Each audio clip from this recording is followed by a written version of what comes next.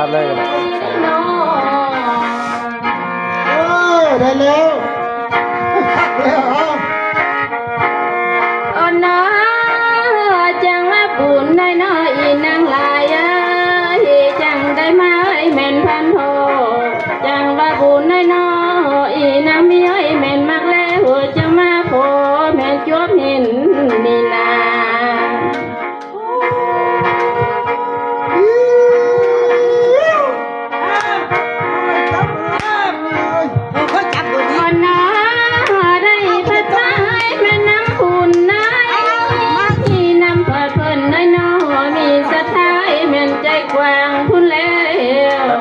ตัดกระตุกงานส่วนเสื้อ ไม่ เสื้อ ได้ เขีย น้ น อ เลย มีทั้งพี่ไอ้น้อแม่และน้องอันคนใดแม่นห่วมบุญละนา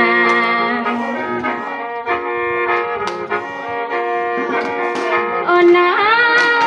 มีทั้งสายไอ้น้อแม่นพี่น้องอันทางเสือไอ้น้อแม่นเวียงจันทร์ฮะแล้วเพิ่นผู้มีไอ้แม่นใจบุญนี่แล้วห่วมสะท้ายแม่นพ้นกว้างเพิ่นผู้จีได้แม่นใจเหลือมีแล้วจะมาได้แม่นเพชรบุญมีนาทอดกันแล้วลำเลย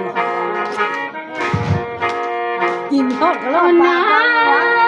เพิ่นผู้มาแม่นแพ้หายนั้นแล้วสินพระธรรมมันสั่นต่อ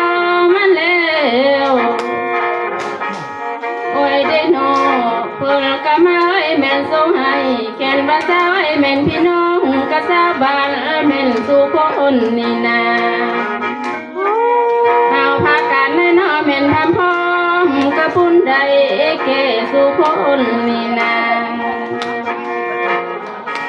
โอ้น้อท่านผู้ทำให้แม่นบุญสร้างแล้วบุญกุศลมาเพื่อเพนี่แล้วโอ้ยได้น้อเป็นพระบุญได้น้อแม่นสุขำบุญพระธรรมจงมาเลื่อมศรัทธาโอ้ยได้น้อเจ้าผู้ชายแม่นท่ากว้างแค่ระบุญได้น้อปาทาคำได้น้อ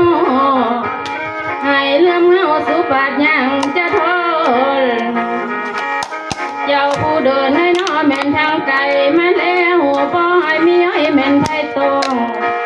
พอแต่เนี้ยให้แม่นบุญคำนำเจ้าแม่นบัดมหาศาลนาดีแต่คนสุดตอนเนาะ โอ้ความหวานแล้วเดี๋ยวนะกันยังหวาน น้อนางกับพ่อน้อยแม่นให้เจ้านั่นแหละหัวสนาเจ้าแทนบุญทนโอ้ยได้น้อ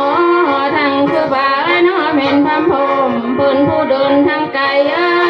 ก็ได้มาทั้งพี่โอ้น้อขอให้บุญประทานให้ก็มาหุ่มแม่นฮอกกาให้เจ้านา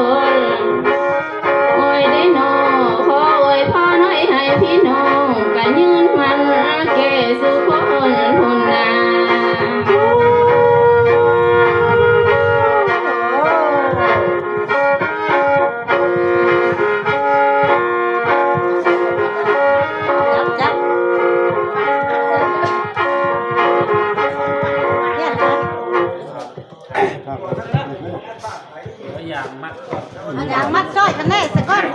จ้อยแค่คะแนนก้อนเอาเพื่อเอาให้คะแนนก้อนเอาสีแล้วกูก็เมื่อนั่งก็2 คนนี่สิเออเลยนะเห็ดจากเจ้า